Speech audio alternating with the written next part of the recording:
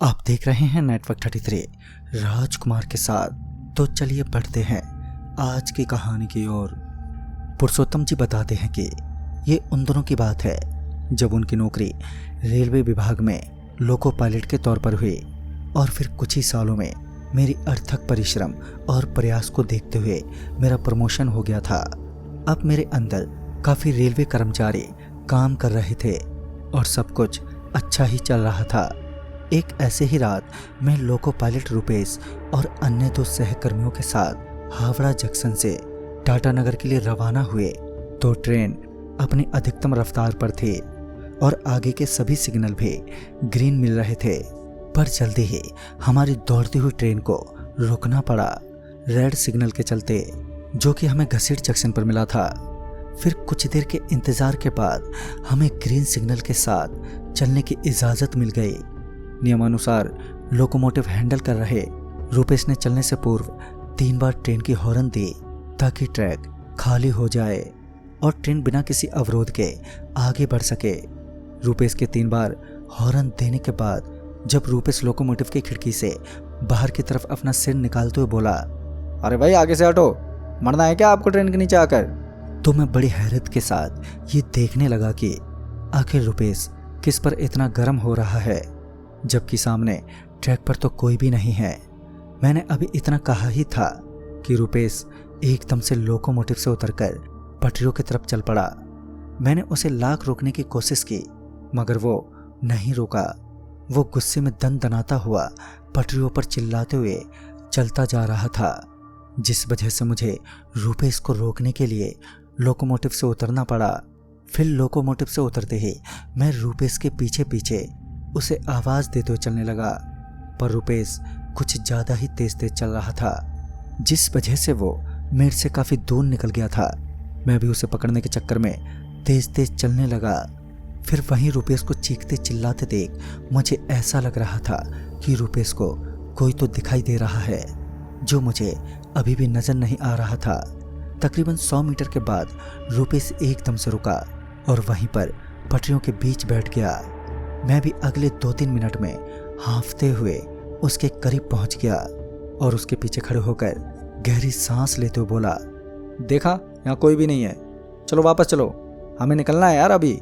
मैंने इतना कहा ही था कि तभी रुपेश एक झटके से मेरी ओर पलटा और पटरियों पर पड़ी एक बजरी खींचकर मेरी तरफ मारी, जो सीधे मेरे सिर में आकर लगी।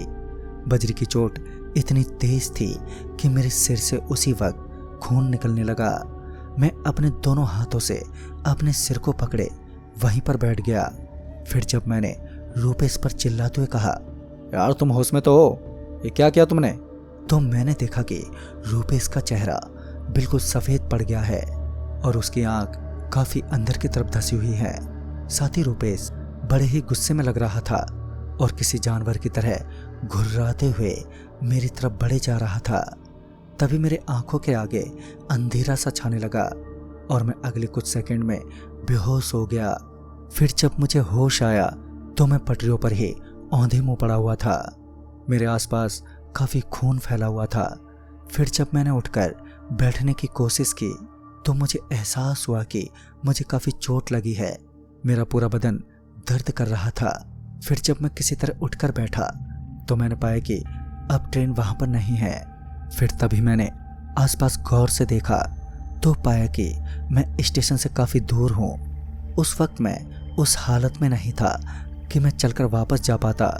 जब मुझे कुछ नहीं सूझा तो मैं ज़ोर ज़ोर से चिल्लाने लगा, ये सोचकर कि शायद मेरी आवाज़ सुनकर वहाँ कोई मेरी मदद के लिए पहुँच जाए।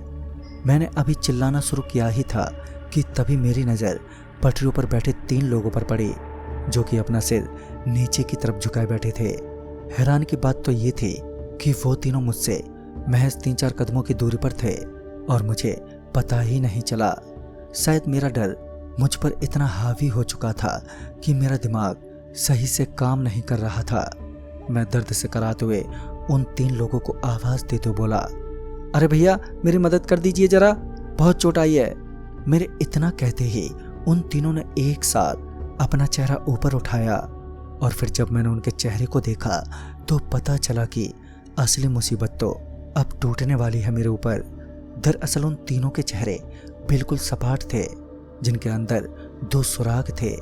मैं उनके चेहरों को देखते ही एक बार फिर जोरों से चीखने लगा था, तो वहीं वो तीनों अब खड़े हो चुके थे और आहिस्ते आहिस्ते मेरी ही तरफ बढ़ रहे थे। इसी बीच मैंने ये भी नोटिस किया कि पटरियों के साथ साथ वहां पर बिछी बजरियां भी थरथराने लगी हैं। मैं किसी तरह अपनी पूरी जान लगाते हुए उठा और वहां से भागा। कुछ आगे आते ही मेरा दिमाग एक पल के लिए चकराने लगा और मैं वहीं गिर पड़ा। गिरते ही मेरी आंखों के सामने अंधेरा छा गया। फिर जब मेरी आंखों के आगे से अंधेरा छटा तो मैं स्टेशन मास्टर के रूम में था और मेरे बाकी के सहकर्मी भी वहां पर मौजूद थे, मगर रूपेश वहां पर मौजूद नहीं था।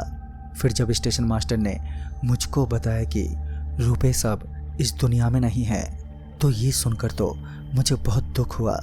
फिर जब मैंने इस हादसे के बारे में तफसील से पूछताछ की तो पता चला कि स्टेशन के आगे का रेलवे ट्रैक हॉन्टेड है, जहां पर काफ़ी दुर्घटनाएं घटी हैं और आज भी दुर्घटनाएं होती ही रहती हैं और बेमौत मरने वालों की आत्माएं वहीं भटकती रहती हैं। वो ऐसे भूत हैं जिनके चेहरे नहीं होते। स्टेशन मास्टर की सूझबूझ के चलते उस रात मेरी जान बच गई, मगर रूपेश की किस्मत इतनी अच्छी नहीं थी। दोस्तों, मैं आज भी जब उस जगह से गुजरता हूँ तो पता नहीं क्यों रूपेश मुझे उन पटरियों पर आज भी वैसे ही भागता हुआ नजर आता है जैसा कि उस रात भाग रहा था। तो दोस्तों, इस कहानी में बस इतना ही। तब तक के लिए बाय एंड टेक केयर।